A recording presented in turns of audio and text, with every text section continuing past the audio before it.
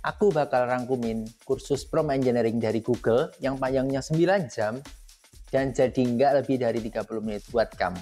Arigato! Assalamualaikum warahmatullahi wabarakatuh. Kenalin, aku Angga Ruswan dan aku akan ajak kamu belajar prompt engineering dan update terkait AI. Dan di video kali ini aku akan kasih kamu rangkuman kursus dari Google tentang prompt engineering. Dan judul kursusnya adalah Google Prompting Essential. Tapi jangan cuma ditonton aja ya, kamu juga harus pelajarin. Jadi nanti di akhir aku akan kasih kamu kuis singkat supaya kamu bisa lebih paham tentang isi materi pada video ini. Oke? Jadi kita langsung mulai aja. Kita akan mulai dari struktur kursusnya dulu ya. Jadi di Google ini kursus Prompting Essential memiliki 4 modul. Di modul pertama itu berjudul menulis prompt seperti profesional. Nah, di mana itu mereka memperkenalkan beberapa kerangka kerja yang sangat membantu untuk menyusun prompt. Terus di modul kedua itu adalah merancang prompt untuk tugas sehari-hari kita. Nah, di sini itu kita mempelajari untuk prompt keperluan email, brainstorming, tabel, merangkum dokumen, dan banyak lagi. Dan di modul ketiga, secara khusus berfokus pada pengguna AI untuk analisis data dan pembuatan presentasi PowerPoint. Dan di modul keempat itu berjudul menggunakan AI sebagai mitra kreatif atau ahli. Dan di bagian ini tuh aku ngerasa Google benar-benar menunjukkan kehebatannya ya. Dan aku benar-benar terkesan sama modul ini. Karena di modul ini tuh mereka ngebahas tentang teknik prompting lanjutan ya. Seperti chain the truth, tree of thought, dan kerangka kerja yang membuat agent AI. Jadi kita akan bahas dasar-dasarnya lebih dahulu, oke?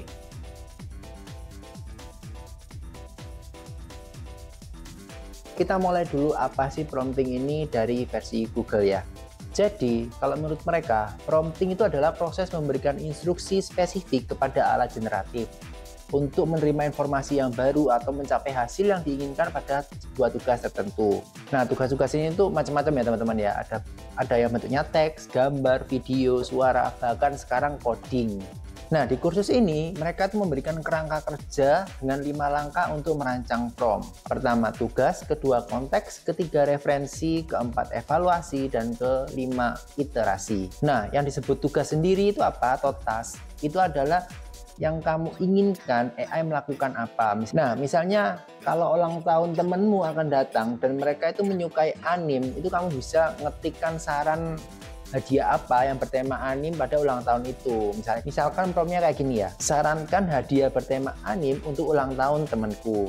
Nah, prompt seperti ini tuh sudah cukup baik, tapi kamu tuh bisa meningkatkannya lagi dan mendapatkan hasil yang lebih spesifik dan unik dengan menambahkan 2 hal. Yang pertama adalah persona dan yang kedua adalah output. Nah, di persona ini kamu itu bisa memainkan perannya si AI ya. Misalkan kamu minta dia untuk jadi ahli anime atau menjadi wibu, jadi nanti promptnya akan beda gitu kan. Nah, kalau kamu melakukan itu, kamu akan melihat bahwa hasilnya itu akan jauh lebih spesifik, bahkan dibagi ke dalam genre yang berbeda. Terus yang kedua, kamu tuh bisa menambahkan format hasilnya itu apa gitu kan. Nah, biasanya hasilnya itu mungkin akan berupa daftar, bullet point, tapi mungkin kamu bisa ingin yang lebih terstruktur atau yang rapi gitu ya. Kamu bisa minta agar disusun dalam bentuk tabel atau yang lainnya. Nah, terus komponen yang kedua dari kerangka kerja itu adalah konteks. Nah, aturan umumnya itu semakin banyak konteks yang kamu berikan, itu semakin baik hasilnya.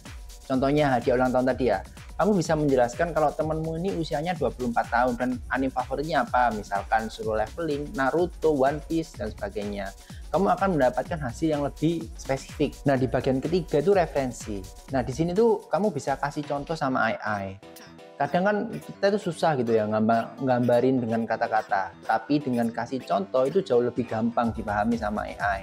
Misalnya kamu bisa cantumin hadiah-hadiah sebelumnya yang pernah disukai orang itu. Misalkan dia suka Naruto, ya kasih gambar Naruto atau kasih gambar One Piece, itu terserah kamu. Terus langkah selanjutnya yang keempat itu adalah evaluasi. Nah, setelah kamu mendapatkan hasil dari AI, kamu tanyakan pada dirimu sendiri dulu, hasilnya ini udah sesuai apa enggak sih sama yang Mbok pingin nih gitu ya kan. Nah, kalau misalkan belum apa enggak sesuai, nah kita bisa lanjut ke langkah selanjutnya yaitu iterasi. Kenapa kok harus iterasi? Soalnya kalau misalkan kita melakukan prompting itu jarang sekali prompting itu langsung hasilnya bagus. Jadi biasanya itu kamu kudu ngulang terus menyempurnakan promo untuk hasil yang lebih baik atau hasil yang paling nggak kamu harapkan. Nah, kamu itu bisa mulai dari prompt sederhana seperti saran hadiah, lalu kamu tambahin personanya, terus kamu tambahin konteks atau referensinya. Nah, di akhirnya mendapatkan hasil yang lebih memuaskan pastinya. Nah, dalam kursus Google ini tuh istilah iterasi tadi itu disebut ABI, always be iterating. Nah, ngomong-ngomong soal akronim tuh ya, di kursus ini tuh mereka menyarankan satu akronim untuk 5 langkah ini. Sebenarnya ribet, susah ngingetnya. Nah, akronimnya ini itu TCREI. Apa itu? T artinya thoughtfully, C itu craft, R itu really, E itu excellent, I itu iterasi. Nah kan, bingung guys. Jadi aku bikin versiku sendiri ya, supaya lebih gampang diingat. Jadi kalau dalam bahasa Indonesia, T itu tanya, C itu ciptakan, E itu evaluasi, dan I itu iterasi. Jadi kalau misalkan mau disingkat, jadinya Taci Raffi. Lumayan lah ya, Taci Raffi. Daripada yang tadi lah ya, pusing. Tapi apapun cara yang kamu pilih, yang penting itu kamu ingat kerangka kerjanya ya. Karena seluruh isi kursus ini tuh dibangun tuh berdasarkan fondasi itu tadi. Terus sisanya di modul pertama ini itu juga cuma mencakup wawancara dengan beberapa orang yang menurutku itu menarik tapi nggak terlalu penting. Tapi ada satu hal yang benar-benar berguna di modul ini itu 4 metode iterasi dan ini itu mengikuti kerangka tadi. Apa tadi kerangkanya? Taci Raffi. Nah, metode ini tuh bisa membawa kamu tuh sampai 80% hasil yang kamu inginkan. Nah, kadang kamu masih belum sepenuhnya sampai situ. Nah, untuk menjangkau 20%-nya, 20% sisanya itu ada 4 metode iterasi yang bisa kamu coba. Oke, 4 metode tadi itu apa aja? Yang pertama itu kembali lagi ke kerangka prompting yang tadi. Mungkin kamu bisa kasih lebih banyak referensi, lebih banyak contoh, dan menambahkan lagi konteks atau menambahkan persona jika kamu belum melakukannya. Terus yang kedua itu kamu pisahkan prompt kamu menjadi kalimat yang lebih pendek. Anggap aja AI itu manusia gitu kan. Kalau kamu langsung ngomong panjang lebar nggak pakai titik koma, yo orang yang kewalahan. Apalagi AI gitu kan, sama aja sebenarnya. Terus solusi gampangnya itu pecah prompt kamu itu jadi beberapa kalimat sederhana dan beri secara bertahap ke AI. Jadi bukan kayak berikan ini wis sudah, enggak, buat yang lebih teratur. Nah, terus yang ketiga, coba kamu gunakan pengungkapan yang berbeda atau ubah ke tugas yang mirip. Misalnya kamu ingin AI ngebantu kamu untuk rencana marketing, tapi hasilnya terasa aneh, terus bosenin. Nah, kamu tuh bisa ngubah pendekatannya. Kamu bisa tuh minta AI itu membuat cerita tentang bagaimana produkmu yang cocok dalam kehidupan target pelangganmu, itu contohnya. Nah, ini tuh tetap tugas yang sama, tapi penyajiannya tuh dibuat lebih menarik gitu kan. Terus yang keempat itu kamu tambahkan batasannya. Jadi misalnya nih ya, kamu tanya ke kelompok orang, mau makan apa? Terus mereka jawab, ya wis terserah lah. Nah kan yo bingung. Biasanya tanya ke cewek gitu kan, mau makan apa? Terserah kamu, aduh pusing.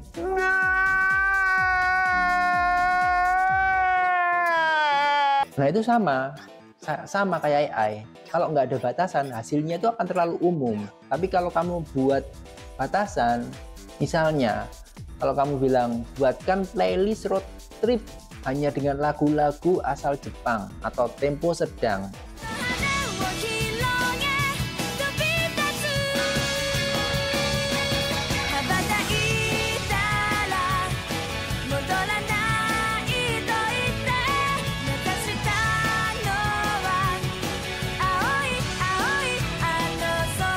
Nah, kayak gitu contohnya.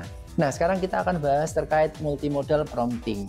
Nah, cara klasik untuk interaksi sama AI atau multimodal itu kan seperti ngetik gitu ya. Kita ngobrol biasa melalui chat ya. Tapi sekarang tuh kamu juga bisa berinteraksi dengan banyak cara. Nah, itu disebut modality. Contohnya, kamu bisa pakai gambar, pakai audio, pakai video, bahkan sampai kode. Nah, AI ini tuh bisa nerima input dari berbagai jenis dan mengeluarkan output format yang berbeda juga. Nah ini tuh sebenarnya nggak mengubah cara berpikir soal prompting ya. Ini tuh masih tetap pakai metode yang tadi ya, metode Taci Raffi yang tadi aku sempat jelaskan. Tapi kamu harus lebih hati-hati dalam menentukan jenis input dan output yang kamu harapkan serta konteksnya nantinya. Contohnya tuh kamu sedang merancang koleksi Gundam yang baru diinginkan dan kamu pasarkan di sosmedmu. Nah, kamu tuh bisa kasih instruksi tulis caption media sosial untuk menampilkan gambar ini. Terus kamu kasih gambar bundamu gitu kan. Nah, terus kamu kasih detail bahwa postingan ini tuh harus fun, singkat, fokus pada fakta. Bahwa ini tuh koleksi yang paling baru. Atau kalau misalkan kamu nulis cerita gitu ya, kamu terinspirasi dari musik tertentu. Nah, kamu tuh bisa input lagunya, terus minta AI itu mengikuti suasana untuk cerita tersebut. Tapi apapun modalitasnya itu ada dua tantangan besar ya saat menggunakan AI. Yang pertama itu adalah AI hallucination, yang kedua itu AI bias. Nah, itu apa? Halusinasi AI itu ketika AI menghasilkan output yang nggak akurat, nggak masuk akal pokoknya, salah pasti deh. Nah, contoh terkenalnya itu ketika kalau kamu tanya ke AI berapa huruf R dalam strawberry. Nah, dia itu pasti bilang 2. Padahal jelas ya, ada lebih dari 2 ya. Nah, terus yang kedua itu AI bias. Nah, AI bias itu karena AI itu dilatih dari data manusia. Maka bias manusia seperti bias gender dan ras itu bisa kebawa gitu kan. Untuk meminimalkan dua masalah ini, kursus ini itu menyarankan pendekatan human in the loop, yaitu kamu tetap harus memeriksa atau memverifikasi semua output yang diberikan oleh AI. Dan pada akhirnya kamu itu harus bertanggung jawab sendiri atas kebenaran hasilnya. Ya toh, nggak mungkin kamu cul-culan seperti itu, nggak mungkin. Jadi kamu pasti harus memeriksa hasilnya dulu gimana. Nah, terus di kursus ini tuh juga menyertakan checklist agar kamu tuh bisa pakai AI secara etis dan bertanggung jawab. Nah, ini nanti kamu silakan screenshot aja untuk panduannya kalau kamu mau. Terus kalau dibandingkan dengan kursus Google lainnya yang pernah aku ikuti ya, kursus AI Essential ini tuh menurutku kursus yang paling worth it lah, daging lah pokoknya. Jadi kamu benar-benar harus memperhatikan isinya. Nah, sekarang kita masuk ke modul kedua.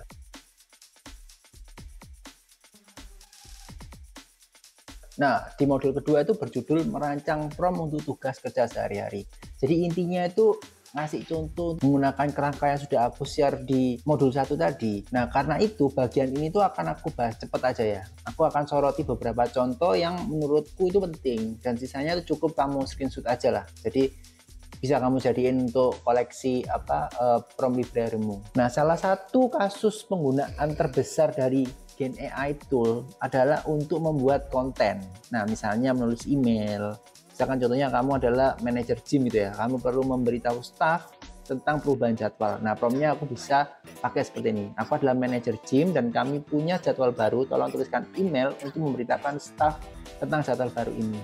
Dan soroti bahwa kelas cardio blast di hari Senin, Rabu, dan Jumat berubah jadi jam 7 ke jam 6. Nah, buat email profesional, ramah, dan singkat agar mudah dibaca dengan cepat. Kamu juga bisa melampirkan link ke jadwal baru. Nah, email seperti ini tuh biasanya butuh waktu 10 menit lah ya. Tapi kalau misalkan dibantu AI, kamu tuh bisa melakukan dalam 1 menit. Nah, kita semua sering ngirim email-email kecil sepanjang minggu ya. Nah, untuk email sederhana seperti ini tuh kamu mungkin tidak terlalu rewel soal hasilnya. Tapi kalau kamu nulis email yang penting atau jenis tulisan yang seperti isi artikel atau newsletter, kamu pasti lebih memperhatikan tone, pilihan kata. Nah, maka jangan cuma bilang tulis ringkasan casual, tapi kamu bisa coba lebih spesifik. Misalkan tulis ringkasan dengan nada ramah dan mudah dimengerti, seperti menjelaskan ke teman atau ke tim marketing. Nah, kamu juga bisa memberikan referensi email atau artikel yang pernah kamu tulis sebelumnya dan minta AI untuk niru gaya bahasamu. Nah, setelah itu kursus ini tuh juga menyertakan berbagai prompt yang berkaitan dengan pembuatan teks atau konten. Nanti prompt-prompt ini itu bisa kamu screenshot juga dan kamu tambahkan juga di koleksi pribadimu juga kalau kamu mau ya. Nah, sekarang kita lanjut ke modul ketiga.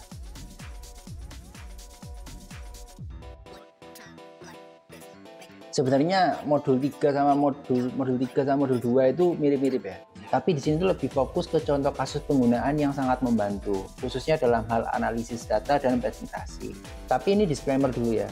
Kamu juga harus hati-hati kalau kamu punya data yang kamu masukkan ke AI. Kalau kamu misalkan kerja di perusahaan gitu kan, terus kamu nggak mau juga dong ngelanggar kebijakan privasi kantormu, terus kamu masukin data sensitif ke AI ini. Nah, dalam kursus ini tuh juga diberikan contoh, misalnya kamu punya kumpulan data dari toko swalayan yang isinya informasi tentang toko, wilayah, barang, sampai jumlah pelanggan. Nah, itu nggak boleh sembarangan. Terus kalau kamu nggak terlalu jago pakai Google Sheet atau Excel, kamu tuh juga bisa pakai prompt seperti ini. Berikut adalah Google Sheet yang berisi data toko, bagaimana cara membuat kolom baru yang menghitung rata-rata penjualan per pelanggan di setiap toko. Nah, AI itu bisa ngajari kamu hal-hal spesifik seperti itu, bahkan lebih dari itu. Misalnya kamu tertarik untuk menganalisa tren dalam data tertentu gitu ya. Kamu tuh bisa melanjutkan promptnya kayak gini. Berikan saya insight tentang hubungan antara jumlah pelanggan harian, jumlah barang, atau total penjualan berdasarkan data ini. Nah, sekarang itu di banyak AI ya, seperti ChatGPT atau Gemini, itu mampu memberikan beberapa tren menarik gitu ya, termasuk fakta bahwa tidak ada korelasi yang jelas antara jumlah barang yang tersedia dan total penjualan toko. Nah, kalau kamu merasa ini tuh menarik, kamu tuh bisa melanjutkan prompt yang lain untuk menggali lebih dalam. Misalkan menanyakan mengapa hal itu bisa terjadi dan menyusun hipotesis berdasarkan data itu. Nah, di layar juga ditampilkan beberapa prompt yang lain yang terkait dengan spreadsheet dan analisis data kamu. Kamu bisa screenshot juga untuk nambahin koleksi promo lagi. Terus bagian keduanya itu membahas soal membangun presentasi. Nah, lagi-lagi tuh AI itu sangat bisa diandalkan ya di sini ya. Nah, kalau kamu lihat di layar tuh kan sudah ditampilkan beberapa contoh prompt yang berkaitan dengan membuat presentasi. Nah, yang bisa kamu gunakan untuk mempercepat kreativitas kamu untuk menyusun slide-nya. Nah, kamu juga bisa menyusun poin-poin utamanya atau bahkan membuat ringkasan presentasi ini. Bukan keren kan? Oke, sekarang kita masuk ke modul keempat yang judulnya menggunakan AI sebagai mitra kreatif atau seorang ahli. Nah, di modul ini tuh sebagai content creator gitu itu pasti akan terkesan dengan isinya di modul ini. Kenapa? Karena pertama, di sini kita akan bahas teknik prompting tingkat lanjutan, prompt chaining. Nah, ini tuh cara membimbing AI untuk melalui serangkaian prompt yang saling berhubungan dan menambahkan lapisan komplektivitas secara bertahap. Misalnya kamu penulis dan baru menyelesaikan novel yang luar biasa. Nah, sekarang ingin memasarkan hal tersebut gitu ya. Maka kamu tuh bisa membuat rencana pemasarannya atau marketingnya. Nah, kursus ini tuh menyarankan kamu menggunakan Google AI Studio karena konteks window-nya itu lebih panjang dan kamu tuh bisa melampirkan seluruh skripmu di situ. Nah, prompt yang pertama itu bisa pakai kayak gini. Buat 3 opsi ringkasan satu kalimat dari novel ini, dan ringkasan tuh harus punya nada dan gaya yang sama dengan skrip tapi lebih catchy dan menarik. Nah, setelah dapat hasilnya, kamu tuh bisa lanjut ke prompt berikutnya, yaitu misalkan buat tagline yang merupakan gabungan dari 3 opsi ringkasan sebelumnya dengan fokus khusus pada plot twist dan elemen cerita yang ada di dalamnya.